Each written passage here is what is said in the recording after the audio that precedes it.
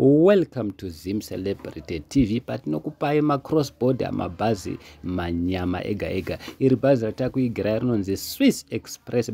Bhazi rakatangira kuBulawayo richienda kuSouth Africa, from Bulawayo to South Africa, from South Africa to Bulawayo. But manje vanhu vekuHarare, vagari vekuHarare vakachema zvisingaite vachiti taneta nekukwira zvimabhazi zvinobva kuChina. Tipeiwo bhazi vachichema nani naSwiss. Saka manzwi kwavanhu vekuHarare, manzwi kwavagari vekuHarare, Swiss raveko bhazi rinobva South Africa richienda Harare straight, kwete rinopinda rienda Bulawayo. Iri rinobva South Africa to Bulawayo, from South Africa to Harare, from Harare to South Africa.